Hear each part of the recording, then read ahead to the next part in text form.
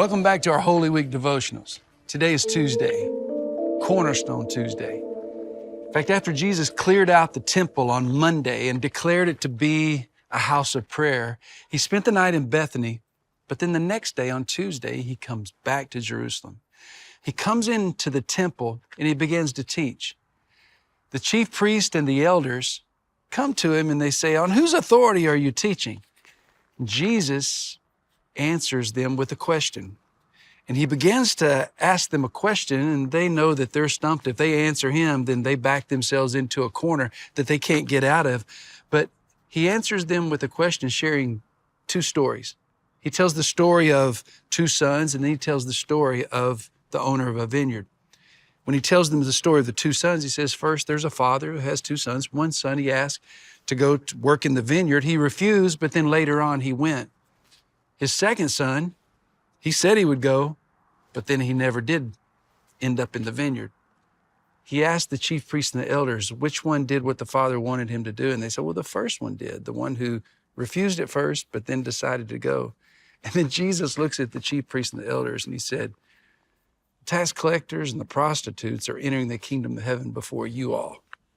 They were taken aback. I mean, he was becoming offensive. The second story that he shared was the story of the owner of a vineyard.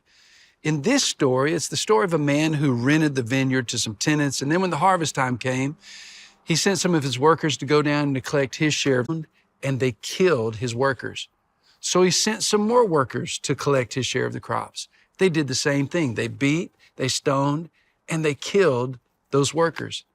So the owner then sent his son, thinking that they would respect his son. But they did the exact same thing. They beat, they stoned, and they killed his son. They rejected him as well.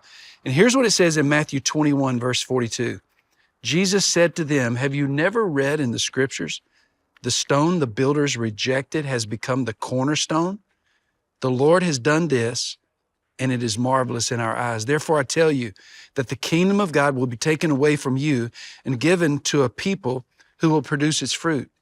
Anyone who falls on this stone, now notice this, he said, anyone who falls on this stone will be broken to pieces, and anyone on whom it falls will be crushed. When the chief priests and the Pharisees heard Jesus' parables, they knew he was talking about them, and they looked for a way to arrest him, but they were afraid of the crowd because the people held that he was a prophet.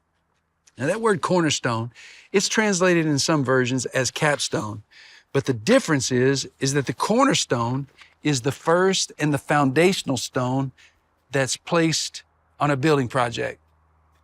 The capstone is the last stone that's placed. It would be like a capstone that holds the arch in place. Both are different, but Jesus referred to himself as both of these when he referred to the cornerstone. He said someone can fall on a cornerstone and break to pieces, or the capstone, the stone could fall on someone. Two different stones. And Jesus is referring to himself as both the beginning and the end. He is the cornerstone of our faith, the cornerstone of our future, the cornerstone of our lives, but he's also the capstone. He is the one who holds everything together. He's our salvation. He's also our security. When Jesus referred to the stone that the builders rejected, he was referring back to a time when Solomon's temple was first being built. It said that it took 30,000 men and some 7 years to build that temple. But when the chief builder saw this stone, it was an odd-shaped stone that was being rolled in on logs. He thought it was flawed. It wasn't rectangular. It wasn't square. It was oddly shaped. And he thought it was a flawed stone. So he had his men roll it over the hill down into the Kidron Valley. Years later, when they're coming to the completion of this temple, he asked for the capstone. He goes back to the manager of the quarry and he says, hey, I'm ready for the capstone. He said, I sent that stone to you years ago. And that's when he remembered the flawed looking stone, the odd shaped stone. And so he had his men go down and recover it, and they got the dirt and the debris off of it, and they pulled it up out of the valley. And when they set it on the final arch, it fit perfectly in place. That's the picture of Jesus Christ.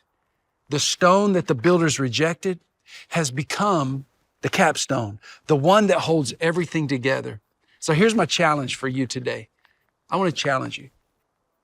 Most of you have probably said yes to Jesus to be the Lord of your life. But have you surrendered every area of your life to Him?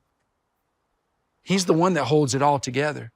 But sometimes we try to hold on to certain parts of our life. My challenge to you today is that you would surrender not just your life, surrender your family, surrender your husband, your wife, your children, surrender your job, surrender your gifts, surrender your talents, surrender your hopes and your dreams, your goals. Surrender everything to Jesus. He's the one who holds everything together. May the Lord bless you and keep you. May His face shine upon you and give you great, great